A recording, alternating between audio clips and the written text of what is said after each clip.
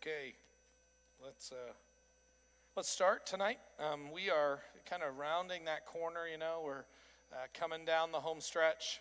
We're continuing to have some conversations. Let me give you the big picture one more time. I guess I was deeply influenced by a French teacher in my early days, where she would say to me over and over and over again, "Écoutez et répétez." Listen and repeat after me. Écoutez et répétez. And so it's good for us to go back to say, okay, so what are we doing right now? And what are we focusing on? And what is the context that we're trying to put these lessons into? Because I'm not in my office literally going, I wonder what I want to talk about tonight. There is a method to the madness. And the ultimate desire that we have is that everyone that has an opportunity, so everybody tonight, everybody has an opportunity to see God's plan and God's purpose for their lives, and hopefully learn more about God and who He is and His plan. And then as you begin to apply that to your life, you experience the joy of growing to be more like Jesus Christ and being faithful to Him. So that's our goal, right? That's our plan. And so we started in the fall talking about the 4 pillars of discipleship, because what we are deeply committed to at Sunnybrook Christian Church is making disciples who make disciples. So we're not into classes because Jim likes to teach. We're not into trying to have this place as packed as possible on Sunday morning so that we can have kind of a wild and crowded worship experience. Like, that's not just the way that we're wired. We're actually wired by asking, how can we create disciples who make disciples? How can Jim and everyone in here, Melissa and how do we help you understand who God is, God's plan for you and God's plan for the world, and help you grow and mature in that? So that is our deep commitment. We believe that is our, in a sense, our only priority is to glorify God, and we glorify God by being involved in His mission, and His mission is to make disciples. So people come to Christ and they grow in obedience to Him. So those 4 pillars, the first introduction or the first lessons that we had were all around the issue of identity, and you'll see why this is going to matter. Identity, who we are, who God made us, what happened to us, and then what God is doing with us now. So our identity becomes a critical piece. The second thing that we talked about was biblical literacy, meaning that you need to know the Bible. We're not here to just learn spiritual truths. It's not about kind of learning how to kind of, as Scott says, he's just one leg away from full levitation. He can't get this one off the ground. But we're not trying to learn. It's not even like spiritual tips and techniques. No, it is about the Bible. And that is the Word of God. It is the eternal Word of God. And I know that we're living in a time where that sounds increasingly strange to believe that. But that is what we firmly believe. And so therefore, in order for us to grow, it is not about the degrees that we have or the generic information that we have, but it is about the Bible. Okay? And so unapologetic, we are learning the Bible, trusting the Bible, knowing how to rightly interpret the Bible, because we understand that the Bible comes to us through thousands of years of difficulties and cultural transitions. And so we want to engage the biblical text the way that ultimately honors God. So biblical literacy, that you are not a fully growing follower of Jesus Christ unless you know how to use the Bible that He gave us. The next one that we talked about was spiritual formation. And in spiritual formation, we acknowledge the fact that it's not just knowing the Bible generically. It is about applying it in our lives. It is about applying it in certain contexts. And that God has given us a means by which we engage Him and we engage our world. And we engage even ourselves in some sense. And so there are things that Christians do. There are practices that we do. And so when you want to be a football player, there are things that you do, right? You learn plays. And you learn how to be physically fit, and you learn how, and they got these set of things that they do in order to be a good football player. They don't say, you can do whatever you want. No. There's repetition, and you need to be able to learn this. And so I love listening to people who are experts in things I'm not an expert in, because it's like they have their own language. When they're beginning to talk about things, and I feel like I'm a little bit of an outsider because they have this inside language, because why? That's kind of how they do things. And as Christians, I don't think we need to apologize. It's not hey, I know a word you don't know, or I have a secret practice that you'll never have. That sure isn't Christian. But there are things that we actually do that cause us to respond to God in a very healthy way. And so praying is not like an option. No, I mean, the Bible doesn't say, if you ever choose like you want to pray to God, like that's one way that a Christian can act. But then we have all these Christians that don't believe in praying and don't pray. The Bible doesn't say that, does it? No, like praying is something that Christians do. We communicate with the God of the heavens, and he communicates back to us. So prayer is something that we do. Worship is something that we do. It is something that we refine. I'll tell you, and I said this a while back, I'm going to say it again because it's worth saying. I had a conversation with a gentleman one time who kind of walked in here, and by the way, what happens on Sunday when there are musicians doing stuff is not all that worship is. Worship is so much more than that. But I was having a conversation with an elder that is deeply desiring that we worship as a congregation. And he said, I kind of look around on Sunday morning and I'm kind of noticing like there's some people and they're not really worshiping. Like how do we change that? What do we do to get everybody like worshiping? And I said, what's interesting is that kind of assumes that everybody in the room believes in God or loves God or like wants to respond to him. Like when my wife goes to OSU games, she's very respectful. She's not super engaged. She's just not. She can do this. Hey, did you see that? That was a nice play. That's what she does. And she'll get up and she'll kind of do this, She doesn't want to be the one. She doesn't sit there with her arms folded, but she's really, I think this would be fair to say, she's really not like a fan, right? She's more like a casual observer, right? How many of you are fans of Oklahoma State? Raise your hand. Don't be ashamed. It's not OU or anything. Raise your hand. Okay, so you're fans. And so how many of you get like engaged? Woo! Yeah, you get engaged, don't you? Yeah. And you kind of get it when other people are going, okay, yeah, like they're not engaged. What the first thing you need to do is not, man, if we just had a better team, they'd be engaged. No, it's not the team's fault. Man, I love OSU, so I'm going to cheer for OSU. I love God, so it really doesn't matter where I am. It doesn't matter if I'm in Mexico and I don't know the language. It doesn't matter if I'm in a really conservative church. Like, I'm going to worship. I could be in a completely different church than I'm never used to, and I'm going to worship God. Why? Because like it's not the worship I'm worshiping. It's God that I'm worshiping. So you put me anywhere, and I know how to worship. Okay? So I think it's good for us to recognize, and this is what sometimes we lose sight of, is that so many of us are conditioned right now culturally that we're supposed to just be true to ourselves, and if we don't really feel like it, then the worst thing we could do is, it's crazy talk. No, like sometimes we learn the discipline of worship, and we learn the discipline of prayer, and we learn the discipline of reading the scriptures, and we learn the discipline of silence. And we learn the discipline of solitude, and we learn the discipline of serving. I just don't feel like serving. Yeah, I mean, most people don't.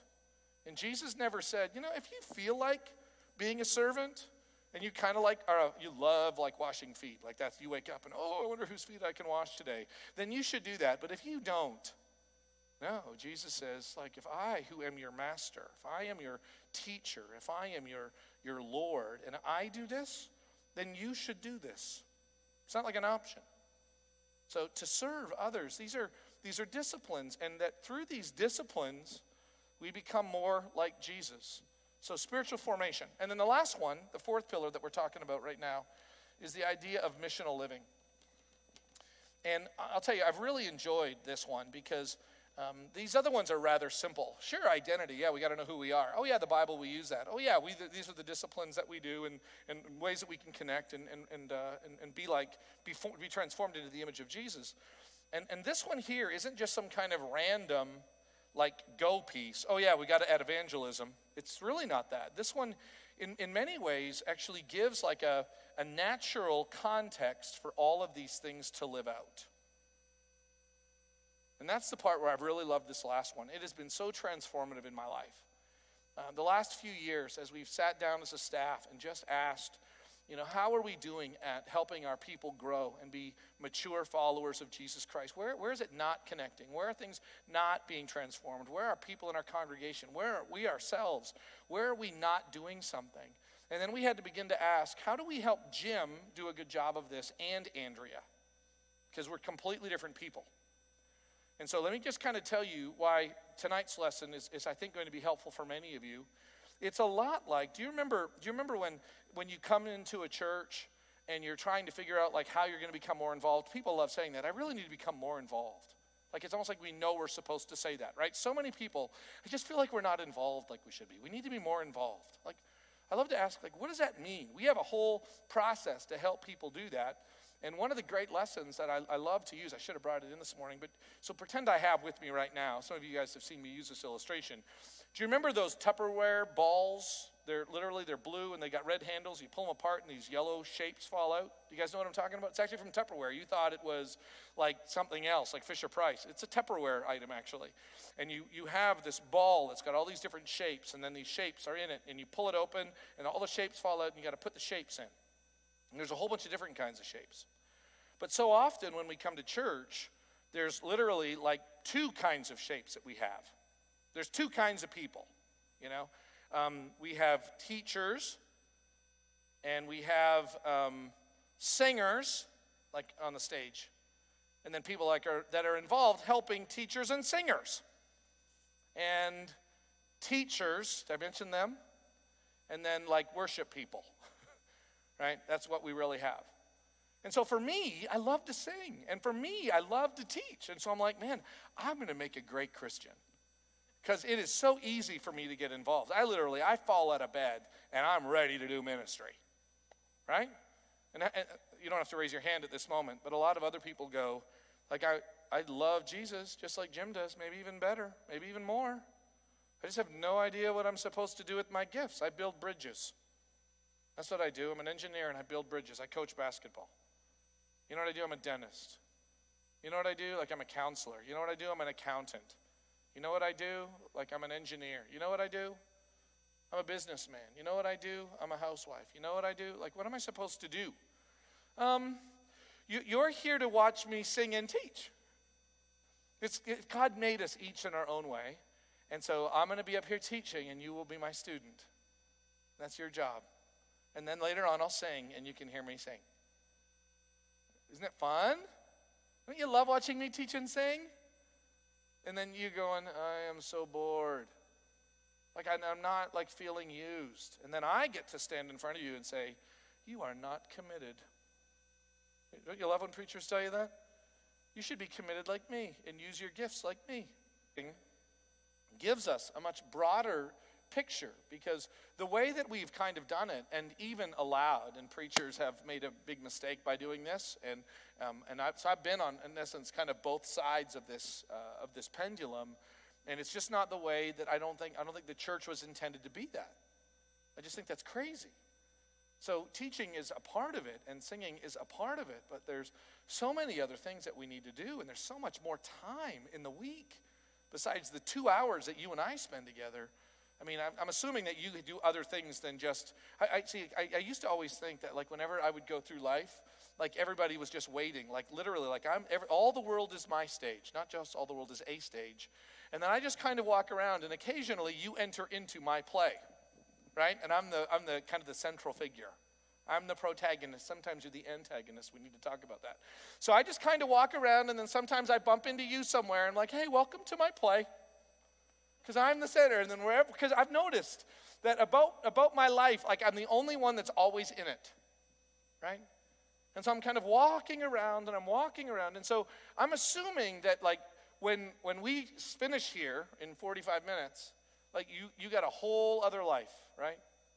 Like you don't just go home and go, okay, I guess we'll wait till Sunday, right? Like you got kids to raise, grass is growing. Like my yard's growing. I got to mow my grass sometime probably before Saturday. So, anybody else have stuff to do? Yeah. So what do you do? Just wait till Sunday so you can come hear me teach? Steve sing, and that's it? Get the brokenness of that? And so what we want to say is, listen, like there's a whole part of this that the church has missed. And I think unintentionally, right? Like I didn't miss a meeting where the preacher's like, yeah, I got a great plan. Let's turn everybody into observers of us. It's not that simple. There really is this kind of this give and take. And so what I love about this whole lesson that we have here tonight is we're going to be talking about what the mission of God is and how it fits into kind of the overarching story And so when we go back and we look at that God made creation, and that creation was made good, and then we, as part of that creation, were behold very good. But then there was, after the fall, there was a brokenness or a rebellion, because I don't want to make it out like it was a small thing. No, there is brokenness in the world. And then what's interesting is that immediately following that, there is something that God is involved in, and that we are involved in, and that you are involved in. And it's so important that we recognize, like the Christian life. I taught this last night at our men's SOD program, our School of Discipleship. I was walking through this idea of the restoring of who we are. Like, part of the work of God is the transformation of you and of your heart and of your mind. Like, it literally is. Like, part of missional living is you living out the identity that you know exists. I was made in the image of God. I am a broken image of God. I am a sinner in need of God's grace, in need of his redemption, and in need of his transformation. That's what I am. And I find by faith, I have this new life in Jesus Christ. And this new life that I now have, like, part of that new life is literally just living. Part of it is just not, it's just called living. And so often we forget about that. Like, I'll never forget talking to a buddy of mine. He was a student of mine. His name was Jed. He's now a pastor somewhere. I've lost where he is. He used to be out in Boston. I remember when he called me up one time, and he had been in ministry for a couple of years, and Jed called me and said, man, Jim, it's rough. Like, it's really, really hard. And I'm like, oh, yeah, I know it can be. I mean, I've been blessed in all of my ministries, but I get it gets hard, doesn't it? Yeah, it does, it gets hard. And then Jed said to me, but I know that God's using all of this for a reason. Like, right now you're going, okay, isn't that true? Sure. He just kept going on and on. Like, the reason why I'm going through this hard time and the reason why is so that God can use me in some other time. And so I just need to be, like, aware, and I need to be attentive, and I need to be faithful, and I need to be trying to figure out why am I going through this so that God can use me in another time, and that God can use me in another time. And that's the whole purpose. And it just made me feel tired. I'm listening to him and going, you're telling me you're spending all your day in a terrible church situation, and you're just waiting to see, like, what God is going to do in this tomorrow. Like, that's your life. Yeah. That just sounds miserable. So I asked him, like, where did you learn that that's what life and ministry was like? And he said, you taught me. I went, I probably did, actually. That does sound like me. It does sound me. And I began to kind of work from the end in mind. You know, there'll be a day when all of this will be done in a way, correct? Then what? Then what do we do? Like, what do we do if the whole mission is to save the lost? That's our mission. Okay. So then, like, our mission will stop someday. Because someday, like, it'll be done, and everybody will either be in heaven or they'll be separated from God in that other place, you know. And then it's going to be done, right? And then what? I don't know. Probably just look at each other. Maybe sing some more. Jim, you like to teach. Maybe we'll all just sit and listen to you teach. I mean, not that I'll never teach again, but that just sounds miserable to me. Like, well, what will we do? Well, I think we'll just enjoy God. That's not our mission. Really? Like, what if Jed's mission isn't just to go through terrible times so that God can prepare him so that he can use those terrible times in a better time? But, like, what if God, in the midst of those, I'm not going to try to get rid of his terrible times. I'm going to say, hey, we need to kind of process this. But in between the terrible times and the struggles that you have, are you ever able to just, like, enjoy the goodness of God? I mean, I think many of us as Christian people almost feel this compulsion or this guilt that we're not being compelled. So it's one of the two, right? You're either on the move and changing things. When I was at the college, I was always guilty for always going somewhere. And whenever they would see me kind of slowing down, hey, Jim, where are you going to be preaching this weekend? And I'd say, I'm not going to be anywhere, actually. And this one friend, Doug, he used to always tease me. He'd say, whoa, I don't know if the kingdom can continue because Jim's not working this weekend. Jim's taking it off, you know. And so I'd always get teased about that. And I've thought about that. I've thought about, like, what happens if, like, I Like, what happens if I don't preach this Sunday? Like, what happens if I just kind of use that time to just like sit and reflect in the goodness of, is that a waste of time? And so much of like missional living isn't just preaching to the lost and teaching the lost and serving the lost. Like, sure, that's an aspect of it. But you do realize like there's other times where I just live. And I just enjoy God. Go back and read your Bible. The majority of Abraham's life, just you read it. The majority of Abraham's life was just living. Like watching sheep and planting corn and waiting for corn to grow. If they had corn, maybe probably had corn. Waiting for wheat to grow. That's what he did. What are you doing today, Abraham? You sacrificing your son? What do you got planned for today, Abraham? Like, seriously, this guy lived a really, really long time. And if you were to just write down the great things that he did, you got about a week's worth of time. What was the rest, oh great man of faith? I don't know, just kind of hanging out with Sarah. Right? What else were you doing? Have you ever thought about that? Moses, 40 years in Egypt. Wasn't saving anybody. Was just kind of hanging around. Then he goes out into the desert, and for 40 years. And God's not in heaven going, man, when is this going to be over? I got to get on this. What are you doing, Moses? Watching sheep. For how long? I've been doing this for 40 years. 40 years. I'm 49. Moses spent almost as much time as I've been alive just watching sheep. Waste of time? Have you ever added that up? David spent the majority of his time watching sheep.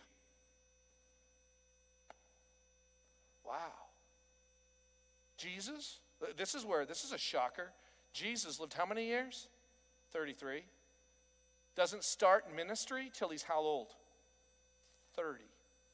His public, and I'm not saying he didn't do anything, but you do realize that Jesus spent the majority of his life, like, I think he was more of a stone mason than a wood mason. I got lots of reasons to believe that, so I'm not trying to be radical, but he literally probably worked with his hands.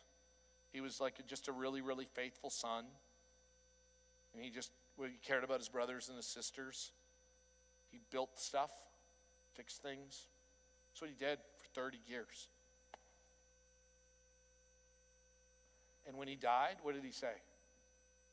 It is finished. Like, I got everything done. Everything God wanted me to do, I got done. And yet you feel like you're not getting everything done. I love this statement. Everyone in the world has probably had, to some degree or another, a Messiah complex. I can fix the world. I should fix the world. How do I fix the world? Except for one. And he actually was the Messiah. I love that. It's a John Ortberg line. So here's the bigger piece that I want us to hold on to, is that there is something very natural in these next two, in the redemption piece and the restoration piece. Better get rid of the end there because it's on the other side of that. In the redemption and the restoration, in terms of what God is doing and what God is happening, what we're actually seeing there is part of the missional living component. Like, before you run out and start helping people, before you run out and start serving people, like before you decide, hey, I'm going to fix the world, I just want to ask you, you okay? You good? You kind of understand what's going on? Are you, and I don't mean perfect, but I mean, like, are you whole inside? Like, are you finding a completeness in who Jesus Christ is and what he's done? Because if not, then I don't know if I need you running and fixing everybody. And so I kind of love just like taking a little bit of a gut check and say, hey, before we run around and change the world, have you been changed? Like, have you been transformed? Have you come to the grips? Like, before you like put an end to poverty and sex trafficking and all the other things that you can put an end to, okay? Have you actually come to grips with who Jesus Christ is? Like, do you understand redemption? Like, do you understand that you were alienated from God because of your sin and your rebellion? And do you know that you are not just a person who did bad things, but by your nature, you are a sinner and you are a rebel against the creator of the universe? And do you know what it actually means to trust Jesus with your sin problem? Do you know that? Because that's like the first understanding in the discipleship process. And sometimes churches can totally skip over that. They never actually ask that question. They just kind of assume it. Yeah, Tom's been going here for years, so he must be a great. I mean, I have been in situations where that is actually, now I know my brother is a Christian, okay, it's because I know him, okay? But there was a guy in our church growing up, and his wife was like brutally faithful and a committed follower of Jesus Christ. And her husband was a really, really nice guy who was a great husband. And so every time we would see them and then their 3 kids, they would all go to church. And she was involved in Calgary Life Services. I almost want to say Calgary Stillwater Life Services, but it's just Calgary. They don't use Stillwater everywhere, by the way. They just use it in Stillwater. So Calgary, or actually I think it was called the Calgary Pregnancy Center, but it was like a Stillwater Life Services was what they did, okay? And I still remember, her name was Jean, and I remember her doing that. His name was Bill. Bill and Jean. And Jean was just at church all the time and loved the Lord and loved the Lord and loved the Lord, and Bill was just a really good husband. He was a geologist, professor of geology at the University of Calgary. And I'll never forget one time, and I knew that family. I knew their 2 sons, Cam and Steve, and I knew their daughter Laura, and I knew how much that Cam and Steve and Laura were beginning to follow Jesus Christ. And Bill was just did I say he was a really nice guy and like a really great guy, and he came to church all the time? Came to church all the time. And now we're in that process of like nominating elders in the church, and somebody said, hey, we should nominate Bill. He's great. Like he's kind of quiet. I haven't really heard him say anything ever, but I think he'd make a great elder. And I just remember going, he's not a believer. You're kidding me. No, did you know that Bill is not a believer? Are you serious? Bill Ritchie, not a believer. No way. Like he's here more than the preacher's here. Like he's gone a lot, like preaching in other places. Like Bill was there every time, and he helped. Like when there was snow, which was like every day in July, when there was snow, he was shoveling it off the sidewalks. Like Bill was just there all the time. And they confused like just him being there for like transformation. Now, can I just say this real quick? I got to add this. Bill comes to Christ before he dies, and Jean and him are both with the Lord. Kind of a cool story, okay? I thought Bill was a really, really nice guy. But you can make it look like that you are good with God, and then you can begin to start serving other people and helping other people and never really come to grips with the fact, like I never have placed my faith in Jesus Christ as the redemption of my life and my soul. I've never done that. Maybe because it's a pride issue. And so you're just kind of hoping, maybe if I just stick around these people long enough, it'll just kind of rub off. Right? Maybe you don't even know how to do it. Do I need to go forward? Like, what does it actually look like? I mean, I've kind of been going here a long time. It's going to be kind of awkward, like it was for Bill. It's kind of awkward for him to kind of walk down one day and go, hey, I'm going to give my life to Jesus Christ and be united with him in baptism. I don't know if you remember this. A number of years ago, the youth group, or the youth department, Drew and Morgan and the rest of them, they took these big towers, these big, huge glass towers, and they filled them up with orange, like gumballs. Some of you guys remember this? How many of you remember this? It was a great illustration. So there are these huge glass tubes, and they were all filled with little orange balls, and each of those balls represented an hour of time spent with your children. And so I think there were 5, if I remember it right, there were 5 big towers, and each one of them, of the first 4, were filled to the top, and that's how many hours a week you spend with your kids. And then there was like this one, the 5th one, had like, I forget how many in it, but it didn't have very many in it. And that represented how much time your kid spends at church. Think about that. So who do you think is really making a difference in your kid's life? Okay, now but I want you to think about this. Like that actually shows like how much time you spend in life and how much time you spend at church. Do you see what's broken with that? So if your full missional exercise is at some level just attending church, and that's like your church service, then you don't understand missional living. If the only time that counts is you sharing the gospel with your neighbor, or you serve, if that's all that it is, like that's a fundamentally like screwed up way of looking at it. Like it's sideways. It doesn't even make sense. That's messed up. And what the Bible is actually describing here is that the redemption and restoration process actually begins with us. That redemption can actually be described as our justification. That means you and I have been saved. Okay? We have been redeemed. That is our redemption. So, step one, is that you? If it's not, we don't need to worry about step two. I'm serious. I mean, if you want to go on a mission trip, then here's why I want you to go. So that you can have an opportunity to be around people who are living missionally, and then we can continue the conversation. But it's not like brownie points with God for you. It's not. It's a great way for you to continue to hear and to see and to be around others who are living out the gospel. But it's not like points in your corner. It's not like jewels in your crown. No. You need a crown first, and Jesus gives you that, and it's by faith, and right? That's where it goes. Don't ever get that backwards. So you need to deal with the redemption of God before you offer the redemption to anybody else.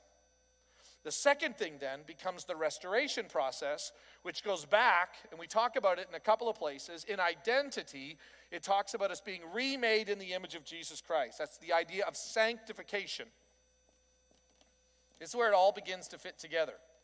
Sanctification. Our sanctification, that is being saved. Okay? Because the word saved just doesn't mean not go to hell. The word saved has the concept of being made whole, being restored. So I am right now in the process of being made into what God intended me to be. God didn't intend me to be selfish and preoccupied and me-focused. God actually made me, desires that I be. Like I was made for the intent of glorifying Him and of loving others better than myself. Like that's the way God made me. I just need to understand the goodness of God and the bigness of God, and the Holy Spirit, which now lives in me, sanctifies me, and now I am joining God in this missional living piece, which, by the way, so wherever I go and whatever I do, I am now acting out as though Jesus Christ were here in me through the power of the Holy Spirit. And so when does that doesn't like, when Jim gets to the office, that's when that starts. When you show up for church, that's when that starts. Like, guess when that is? Yes. Guess when that counts? Yes. Like, it never shuts off. Ever. That's why the Bible says, whatever you do, in word or deed, do it all for the glory of God. Like, whatever you do it for the glory of God. So, missional living is not an aspect of our lives. It is a natural result of the work of God in us, which begins, like literally, like even while you're sleeping. I loved praying with my boys. I really miss it. I'm going to start crying. I loved praying with them every night, and I would always pray, and God, thank you for the rest that we will now receive, knowing that while we sleep, you do not. I said that almost every night. That we will put our heads down and we will be unconscious, and you will watch over us. Thank you. And in that way, I'm kind of like sleeping for the glory of God, because I got a busy day tomorrow. And I am, like, think about this. Have you ever thought of your sleep as like a spiritual activity? Like just resting in Him? Sabbath is about trusting God. It's about, hey, no, chill. Don't run out into your field and plant corn. Don't need you to do that all the time. The ground needs a break. That's a biblical idea. Ground needs a break. Let it go. Easy. Like, do you trust that God will provide even when you don't? That God will take care of you even when you're not? God helps those who help themselves. That is a lie from the pits of hell. Now, hear me. There's involvement we're involved in, but it's not God chooses to help those who help themselves.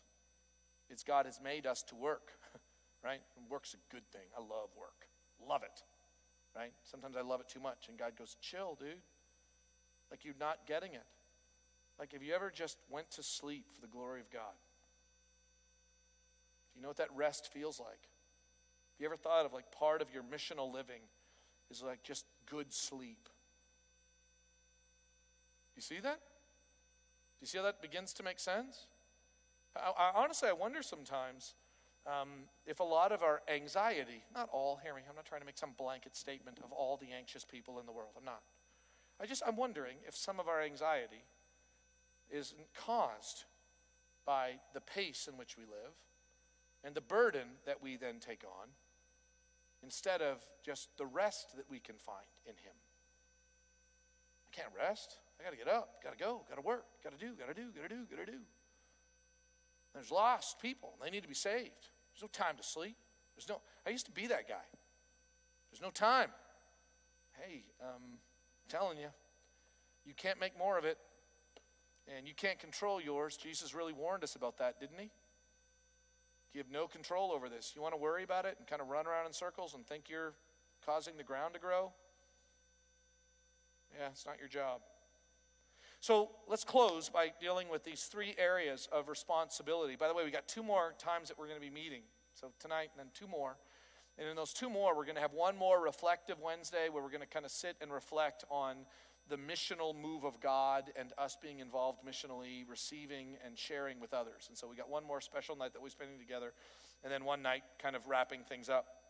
But this is kind of that overarching idea, and I want to just kind of run through the 3 contexts that I want you to see. And if you look on the back half, you'll see the circles, and I want to just kind of explain them. So those circles at the end are going to kind of explain these next 3 things that we're talking about. Okay, so let me, in essence, kind of wrap this up. There's no like surprise. You never thought of this one. No, the next 3 things I'm going to tell you, you're going to go, oh yeah, I knew you were going to do that. Okay, totally cool. First one, area of responsibility is the home. Okay, there is a home context that each one of us has. And by the way, you might go, well, actually, I'm single. Okay, great. You have a house. Like, do you have a mom, a dad, a brother, or sister? You have anybody, right? Well, I don't have a lot. Okay, great. And by the way, here's the beauty of it. Let's say you were to say to me, I don't have one. I would say, yeah, you do. It's this one. I mean, honestly, one of the most interesting things is that the one context that the church provides is the most foundational one, isn't it? Like, it doesn't provide for you a job. That's not the job of the church. The job of the church is to provide for you a family. And fundamentally, the one thing that you have, I love looking at people. We have college students that don't have Christian families. And then they come to faith, and they're kind of nervous because they're going to go home for Christmas. And we're telling them, follow Jesus, and love Jesus. And they're going, and every time I do that, it kind of moves my family like away from me. And I feel like I'm going more and more away. And I'm like, I'm telling you, I need you to trust me on this. We are here for you. And we are your family. You know, and I love it. And I'll attest to that my wife and I have felt more here in this fellowship than we have ever felt anywhere. Like, I love my mom and dad. I do. I love them. Don't say that I don't love them. And I love my brothers and my sisters. I really, really do. I love them. I have something with you. Now, you might think that's weird. I have something with you that is, when I say greater, like I have believing family, but there's a depth that exists. Like, I don't feel like I'm not with my family when I'm here with you. Like, this feels like home, right? And you might say I'm crazy, and I'm going, actually, but I got the Bible that backs me up, so I'm not that crazy, or I'm like Jesus crazy. So there is a sense in which that works. So I want you to realize, like, there's no context in which this doesn't work. Okay? So there's a place for everyone. After saying that, there is probably a real place where you go home. Our address is 4521 Classen Court. And so that's like my home. And in my home, like I have a responsibility to live there. I have a responsibility to go there tonight after my elders meeting. I'm going to go home. And my wife will probably already be asleep. And I'll try to not wake her up, turn off the TV, and I will pray and rest. And then I'll wake up in the morning, and like that's my home. And so part of my missional living is literally like caring for my wife and for my kids. And part of my missional living is taking care of the home that God has given me. And part of my missional living is using that home as a context for hospitality to extend out to the world around. And that is, by the way, the majority of my time and my attention kind of operates from that. And I've got a ring that describes it, and I've got just the natural responsibility. But the good news is, some things are beginning to change because my boys grew up and left. Praise the Lord. Okay? I have this, if I could have my 3-year-old Matthew back, I'd take him. I don't want my 24-year-old Matthew living with me. You know what I'm saying? Like truly, like that's the part that is kind of cool. Like when you look at, for those of you that have young parents or young kids, you're looking at me going, I don't know how you do it, you know, because I could never not. Wait till they're 24. You'll be like, you need to find a different address, sweetheart, right? So I always say that when I say, man, I'm kind of glad my kids are gone. They're like, really? I loved that time. Oh, I did too. And if you could give me back my 3-year-old Mackenzie, I would take them like that. My 22-year-old Mackenzie with his wife and then their child, hey, this is a great place to visit, but your address needs to be something other than 4521 Classen Court. Know what I'm saying?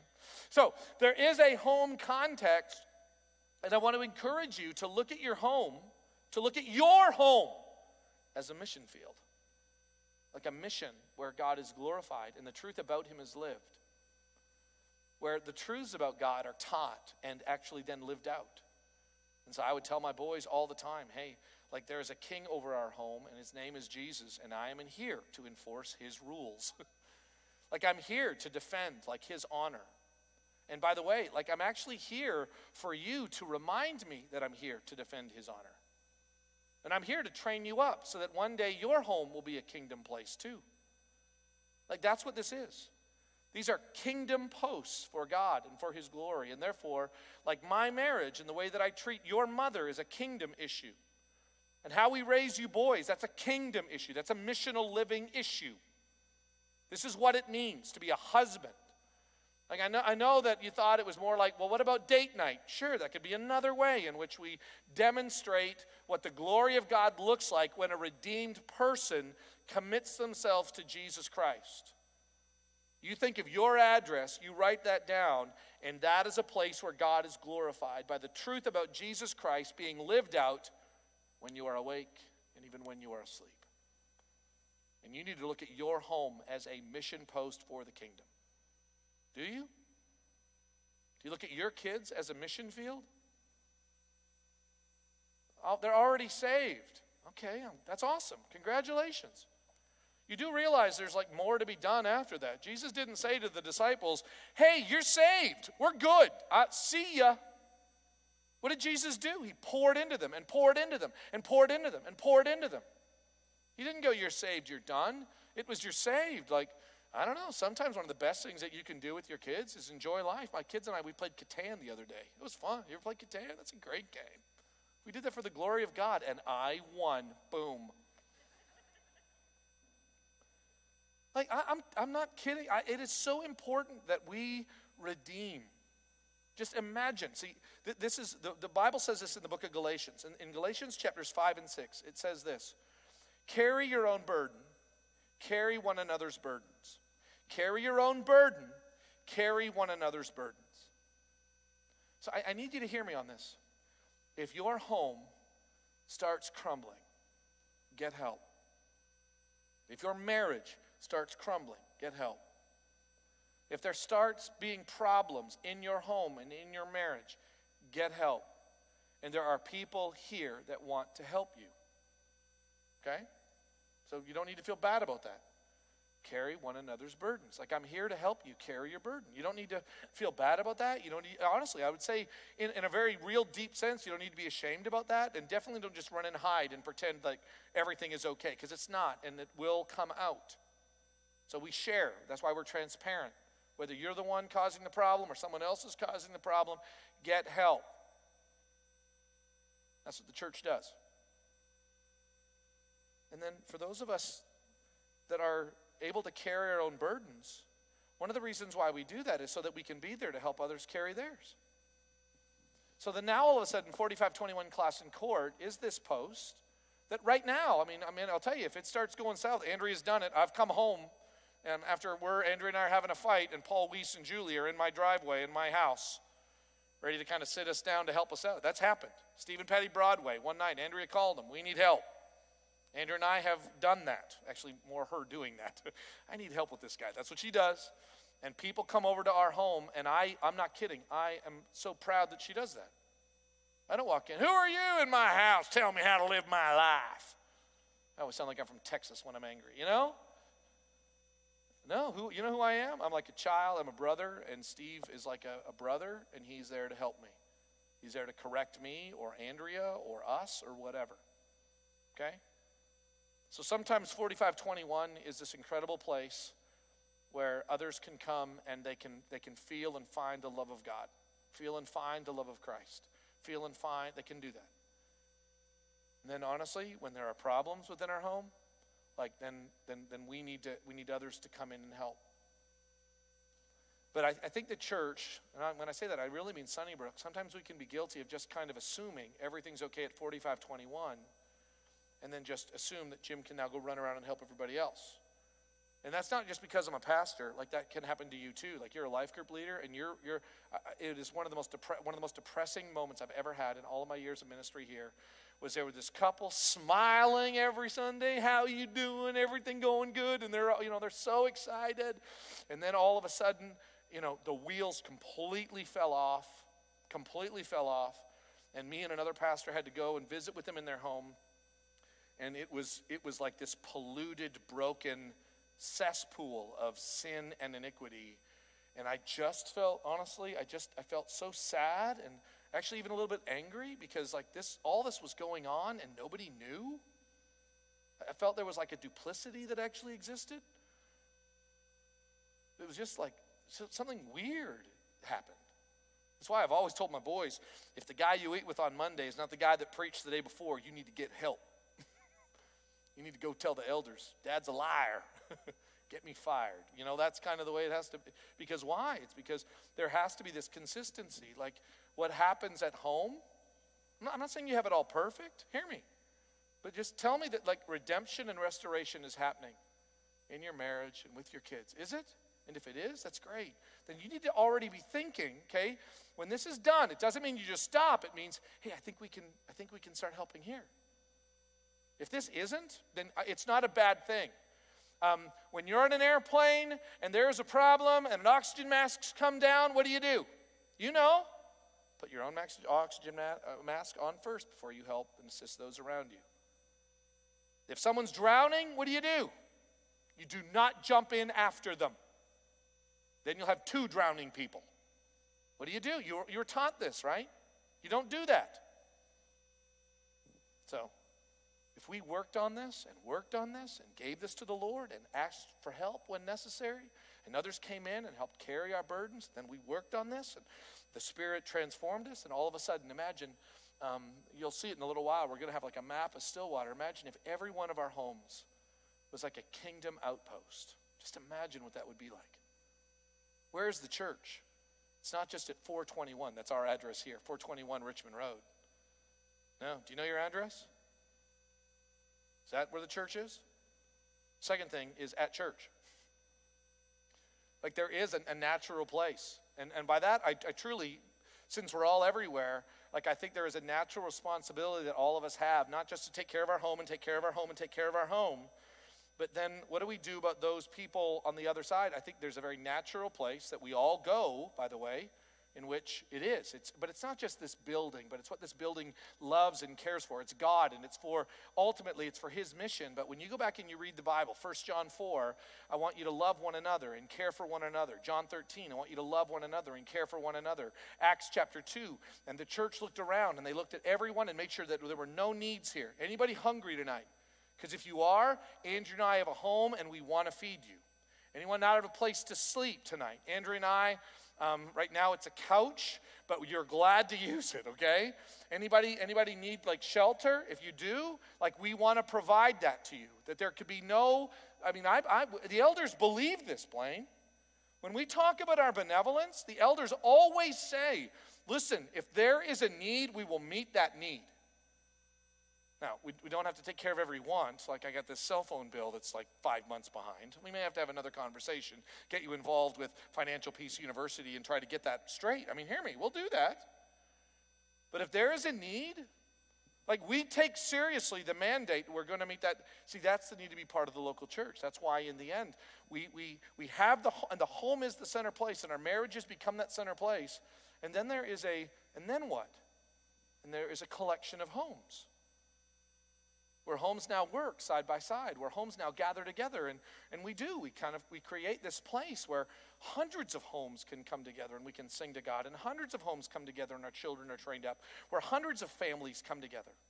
And not that they don't all have it all figured out. Like there are some that are really, really strong, and there are others that are really, really new. And there are others that are really, really broken, and there are others that are still lying about how broken they are. And they're pretending and faking. So there's all these different homes that actually exist, and there is a missional living aspect that says I've got a responsibility not just to my wife and to my children, but I've got a responsibility to my brother and my sister in Christ. Paul talks like this.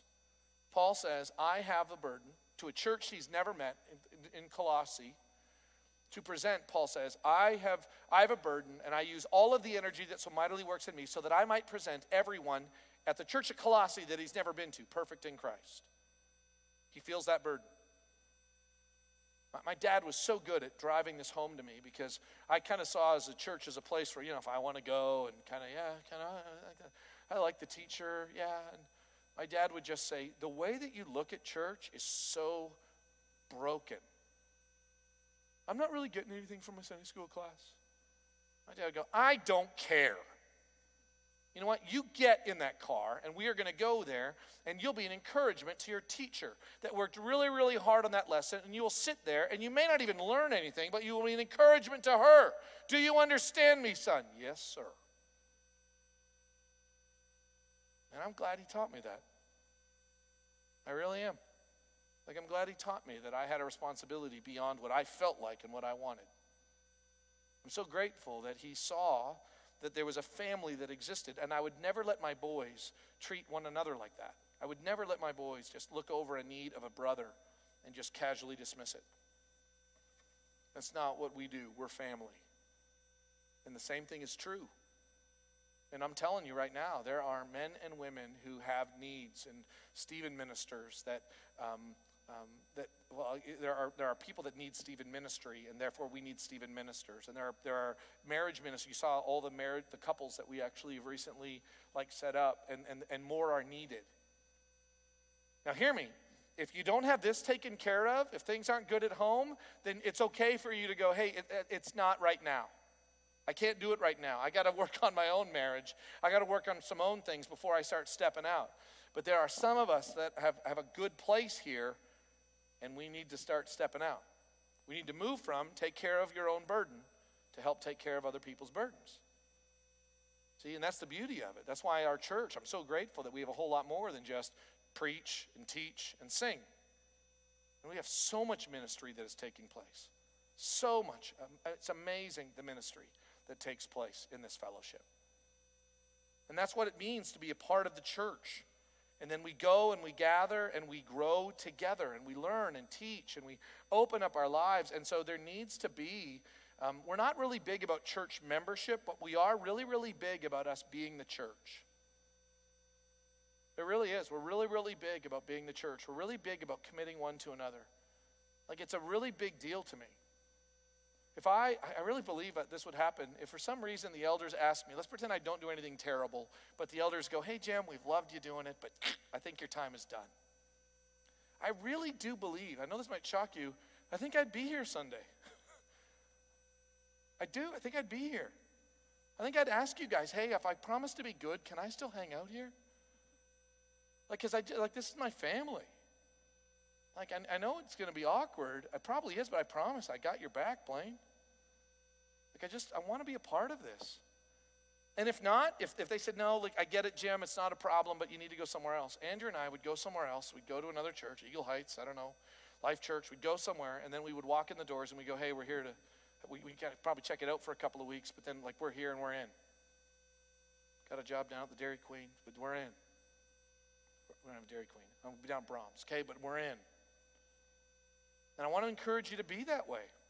It's not because if you don't go to church, you go to hell. It's because, like, Jesus Christ is going to come back for his church, and then therefore there has to be a context in which my wife and my kids and my family and my life is lived out caring for other believers in Christ. That's that natural context. And then that last one, okay, these are the major movements. So I've got my home taken care of, and I've got my extended family called the church taken care of, and then now there's the world in which we engage. That world is like an active place where I'm engaging them all the time. Like when I'm shopping and buying and selling and living and mowing and whatever it is, like I'm constantly engaged. This world that we're in, and we're sending out, and we've got new outposts, and we're gathering. I really do pray that we would like have collections of families that would say, hey, we're going to go and we're going to move to blah, and then we're going to be there, and we're going to establish like an outpost for the Lord, and we're going to, probably not Edmond, because I don't know if Edmond needs another church, but we're going to gather together, and we're going to go somewhere, and we're going to do this for the glory of God, and it just keeps growing and growing and growing. But you know what I'm not going to do is I'm not going to say, hey, like I don't know how your family life is doing, and you're really actually a really terrible church member, but I think we want to use you on the mission field. Actually, I try to remind, college students love to do this. They I have no idea what they're doing here. They're kind of loosely connecting, kind of filling out their lives by kind of going here and here and here. And so Sunnybrook is more of like a Golden Corral buffet than it really is like their kitchen. You know what I'm talking about? And then they kind of show up because they need money to go on a mission trip. Hey, like, tell me are you connected at the table? Or no, I don't want to be nailed down. I kind of like just being more this, and we got a lot of people that kind of would consider Sunnybrook to be the church that they don't attend regularly at. But are we still on the roll? I have no idea what you're talking about. We don't have a roll. We really don't. And we actually go through like our listings and go, like, here are our people. Now, there are lots that are like homebound, and we want to love and care for them, but just because your great-grandma Susan and your Uncle Fred was like here a long time ago, and you've never been back, I would not consider you, our church would not consider you to be like a member. I don't even know what that means. No. And then what are we doing? This is healthy, and this is healthy, and then we extend out. So here's what the circles look like. That middle one, you can kind of fill that in. That's you. That center one, that's you. How you doing?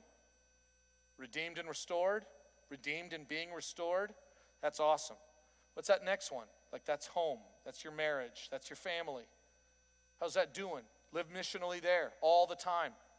And don't ever assume just because things are going well that you don't need to go back and check on things. Okay? I got to go back all the time. Hey, babe, how we doing? We've gone through some transitions lately. We still connecting? Andrew and I, about 3 years ago, decided we got to be intentional about some things because all the kids are going to be gone, and I don't want you to be a stranger. Like, you're the reason why we had kids, and I don't want to just lose the kids and then lose the love of my life.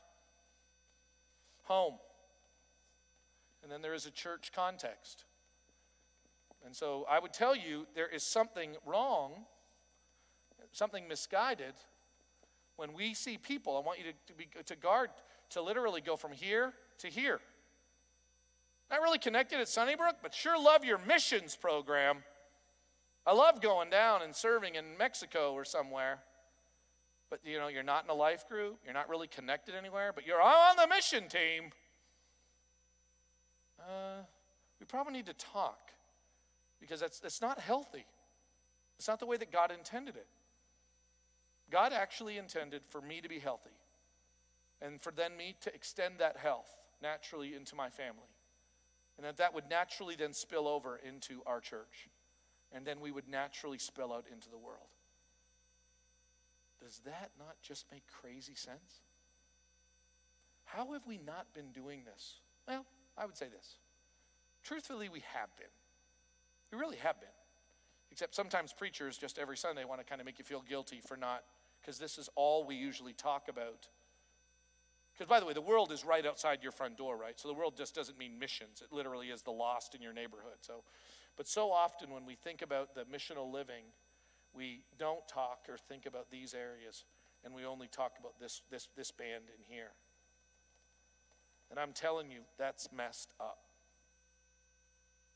And I don't think it's the way God actually intended it to be. And when you read the Bible, it is the way that we've just described it far more naturally than it is anything else.